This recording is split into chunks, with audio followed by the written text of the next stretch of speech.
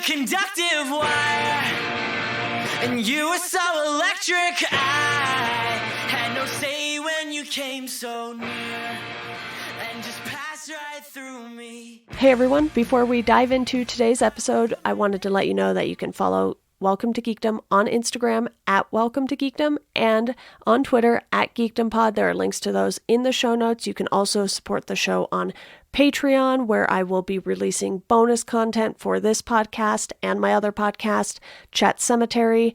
You can rate and review the show on Apple Podcasts or on Podchaser.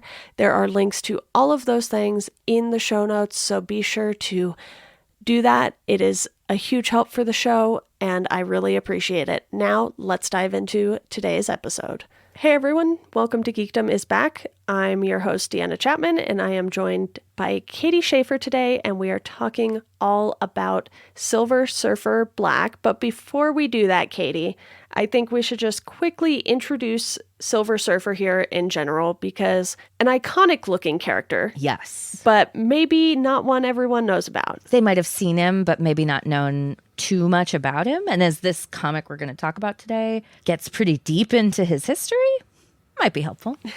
Yeah, so created by Jack Kirby. We love that. Of course. First appearance, the Fantastic Four, number 48, in March of 1966. So Silver Surfer has been around for quite a while, appears in quite a few Fantastic Four stories throughout the years, and there's just so much history to this character, despite the fact that I don't think there's been a ton of solo series for the character. So Silver Surfer Black is kind of not necessarily a perfect jumping on point, because there's stuff that you might want to read after this one, but it gives a good look at Silver Surfer's backstory and sort of just running through quickly and efficiently what Silver Surfer's purpose is. So Silver Surfer is the Herald of Galactus. He was a human on what Wikipedia at least describes as a utopian planet. Shocking. Yeah. Okay. Called Zenla, which is part of the Milky Way galaxy at least. And when Galactus, who is the devourer of worlds, which most folks are predicting to show up in the MCU at some point pretty soon, Galactus comes to destroy Silver Surfer's planet. So Norinrad is his person name, we'll say.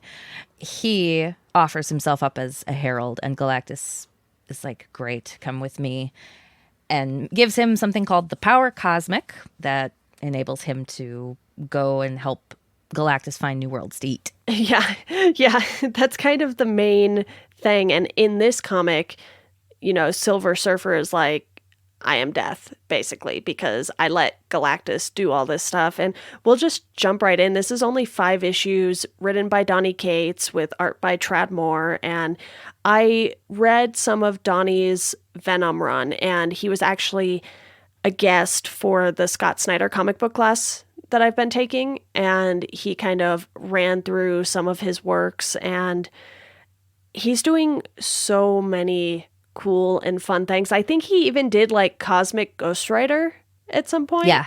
And, you know, my husband read that and had good things to say about it. Yeah, there's this whole cosmic side of Marvel that they're really diving into, I want to say, like the last handful of years with a lot of these stories. And Silver Surfer Black does not look like most Marvel comics. Like if you go read Iron Man, X-Men, you kind of know what you're going to get with those as far as art goes, not necessarily story, but you know what these things are going to look like when they're colored, and that sort of thing is fairly standard for a lot of, you know, these A-list characters, if you will. And Silver Surfer, they let them play with this one a lot because it is wild at times, like the colors on it, which I believe Dave Stewart colored this run, and it's just so colorful when you are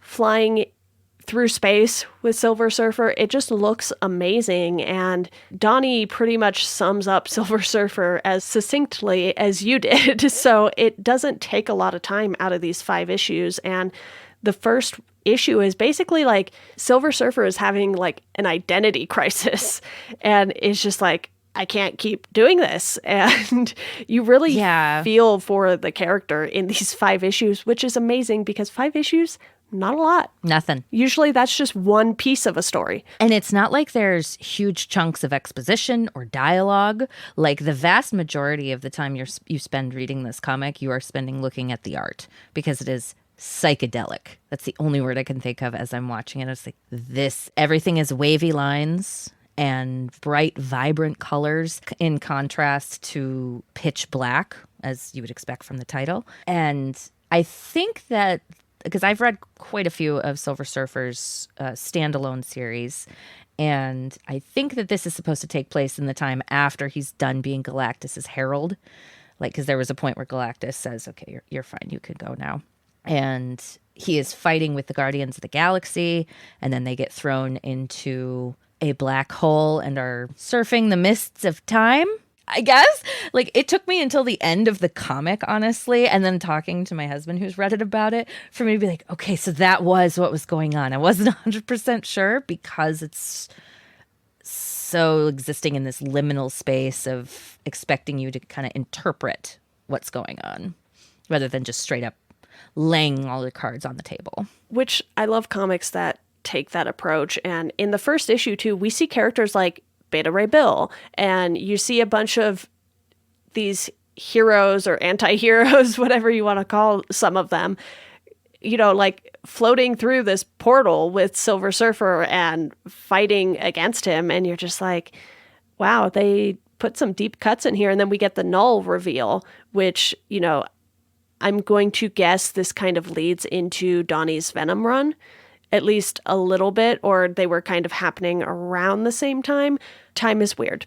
So I might have something about this because I read the issues on this, and the first one has like a little introduction from Donny talking about like that he had been writing on the Guardians of the Galaxy before this was published, and so he wrote that, and then he writes the Silver Surfer thing, and then he gets into writing the Venom thing.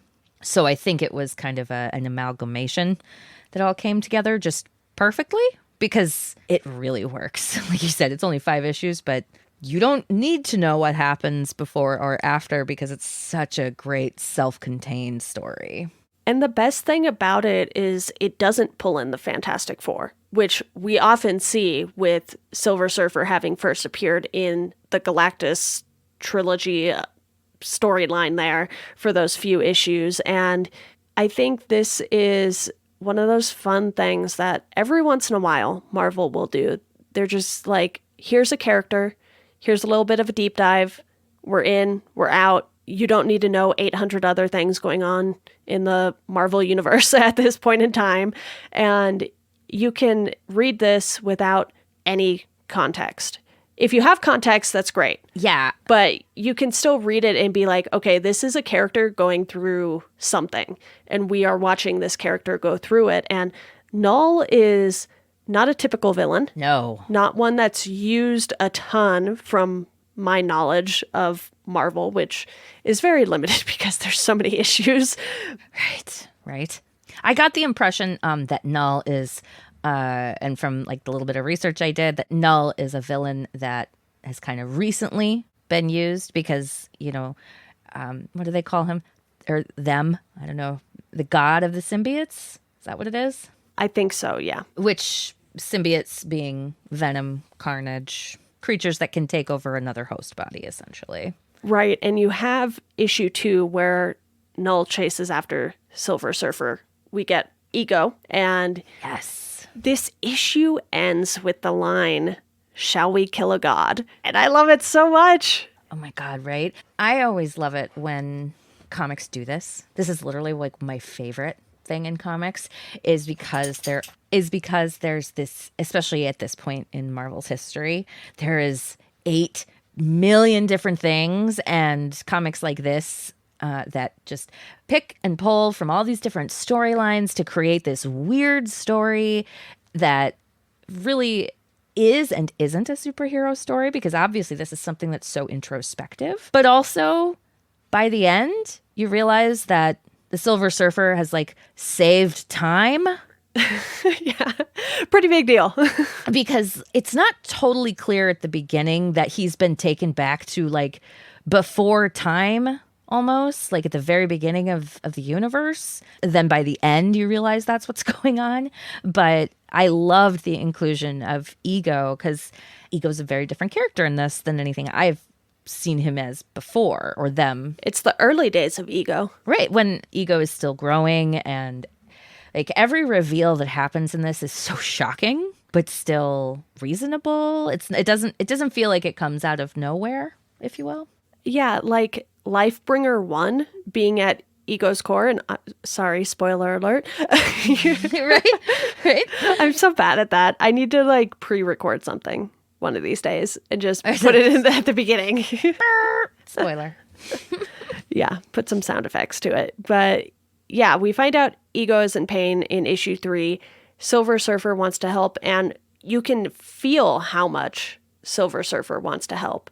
And finding Lifebringer 1 at Ego's core, you're just like, oh, Galactus isn't even here yet. Right? That's when it hit me how early we were in time. Because I was like, maybe Ego is reborn or something. Because that's the other thing, is that you can't really assume anything when you're reading a Marvel comic, especially in the cosmic world, because they just do whatever they want. And sometimes it works phenomenally, and sometimes it fails miserably. But I thought that worked so well when he brings Galactus out, and then we get to see, I think that's where they really dig into the weighty philosophical bits of this one, where, you know, Norrinrad has so much guilt about all of the deaths that he's been, what he feels responsible before, and is certainly, one could argue that he's complicit, but he did not eat those worlds.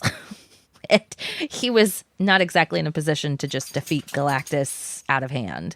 So it's interesting to see him have this internal discussion. And then we get to see Galactus's face, which I'd never seen before. Is that a common thing that you see in comics? Yeah, I don't know. And, you know, issue 4 is all about Silver Surfer just being like, I want to kill Galactus. And then you have the Watcher Uatu. Let's go with that pronunciation. I only ever read these words. That's on, I've watched What If, and that's how they pronounce it in What If. Okay. So. I did watch that too. Did not remember the pronunciation. Go me. But, you know, you have this need for Silver Surfer to just fix things.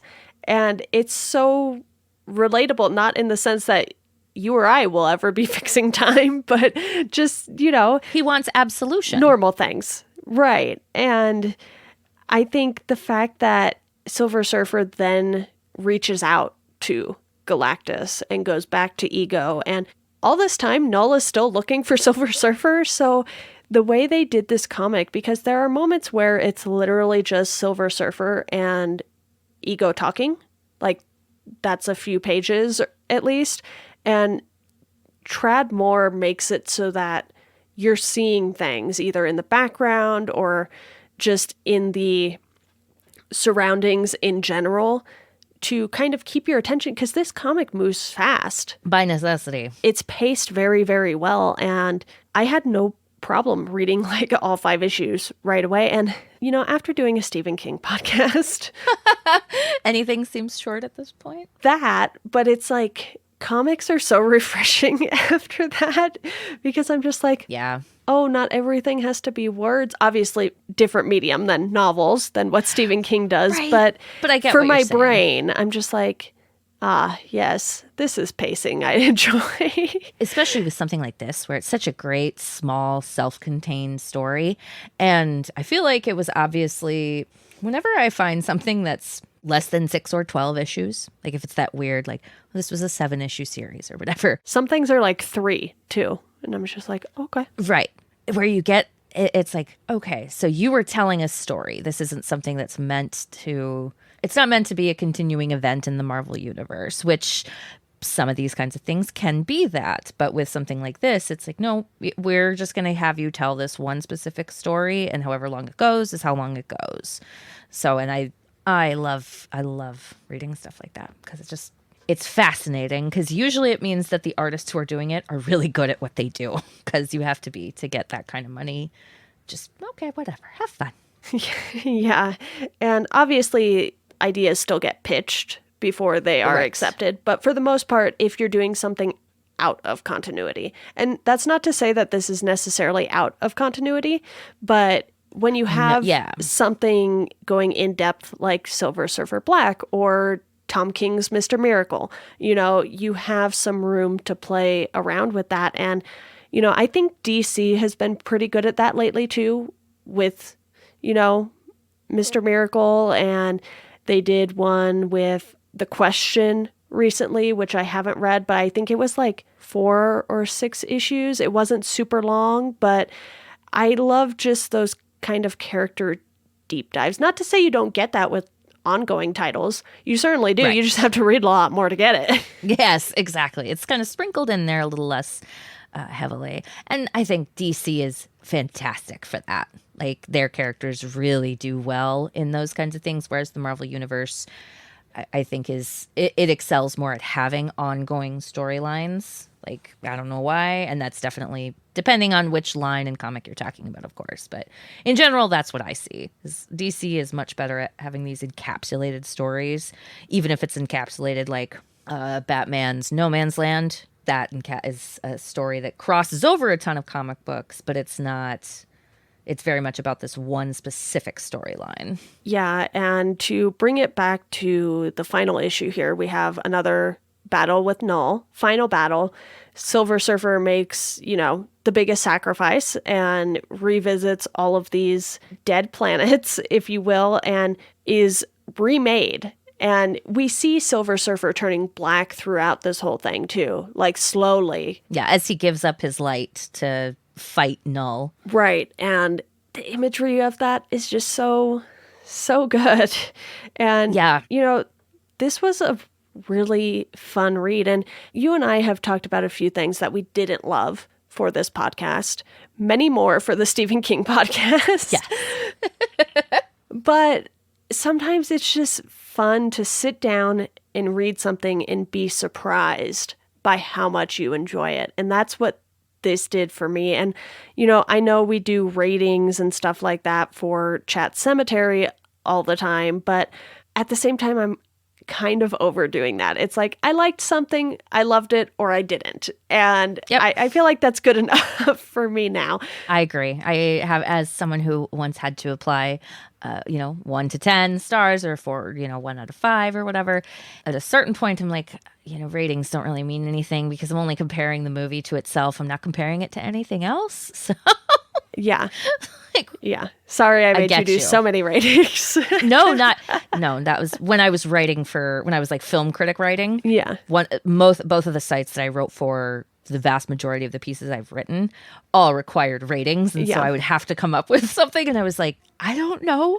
It's a 2.5, I guess. That was me with most of the Stephen King adaptations. I was like, oh boy. Yeah. Let's toss a number on this. Yeah, let's just throw something at the wall and see what sticks. Yeah, exactly. But any final thoughts from you on Silver Surfer Black? I think this is so worth seeking out. We spoiled it, but you should read it. I feel like this isn't necessarily one that You can't really spoil it. it's the experience of reading it that is the best part about it. Like, I could read this again, and depending on what mood I'm in, I'm going to have a different experience because of how trippy the art is and how well thought out the storyline is. I think there's a lot of reread value in it because you can kind of, especially, if I were to go and read like, I'll read a bunch more Silver Surfer stuff, I could come back to this and I would probably get an entirely different perspective on it, knowing more about the character. So Yeah. I think it's gorgeous. It's like almost every page I'm like, well, I would just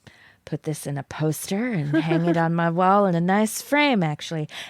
Except the shots that are angle from a low angle that are aimed directly Yep. at the Silver Surfer's crotch. Like, I noticed he some is- of those. I was like, that's a choice. He is stepping over the camera, as it were. Yeah. And I'm like, I think I don't get what you're doing, actually, and I don't like it. Please move the camera. So I think that was the only thing I was really like, Yeah, I tried so hard to forget that they happened. yes. And it's not like it shows anything graphic or anything. There's barely a bulge. It just, He's just silver. It And feels- you're just like, this is it a strange feels angle. awkward. Strange angle. it feels awkward. Like you're looking at something and it feels kind of invasive, I think, is how I felt when I look at it. I'm like, I don't feel like I should be seeing this. Even though there's nothing to see. Exactly. And that's the weird contrast of it. And maybe that's why they did it. So Yeah. I believe it in this kind of artsy comic. Amazing in its own way. Exactly.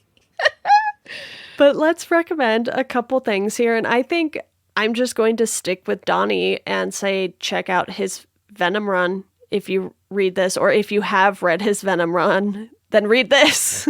So for me, I would say if you like something like this, I would really give Giant Size X-Men, Jean Grey, and Emma Frost a try. It was published February of last year, written by Jonathan Hickman and penciled by Russell Dauterman. It's just a one-off. There's 5 issues of the Giant Size X-Men series, but each one is its own thing. And this one has no dialogue. It is gorgeous and artistic and fascinating and still tells a great story. But I think that's the only thing I've read that I find really comparable to something like Silver Surfer Black. Yeah, I, for one, am excited to dive into some more comics as I have opened up some time not having to read Stephen King novels every week now. And, I have quite a few comics on my shelf that I bought recently and not so recently that have just been like, hello, we're here. Would you like to read us? And then, of course, I have Marvel Unlimited and DC Universe Infinite for now. We'll see if I keep both of those. But I have been really leaning towards Marvel more lately. And I don't know if that's just because they're putting out so much content because of the shows. And I've been wanting to dive into the comics because of it. And yeah, I'm just excited for comics right now. Comics are doing very fun, very new things, especially on the indie front. And I hope we get more stuff like Silver Surfer Black, because this came out in 2019. So it's still very recent, at least in my brain, that is recent, even though it doesn't feel recent. In a medium that's been around for 100 years, it's pretty recent. Yeah. So, Katie, thank you for recommending this, and thank you for joining me to discuss it. It is fun, as always, to talk comics with you. I know. I love it. We'll have to do it again soon. I'm sure we will.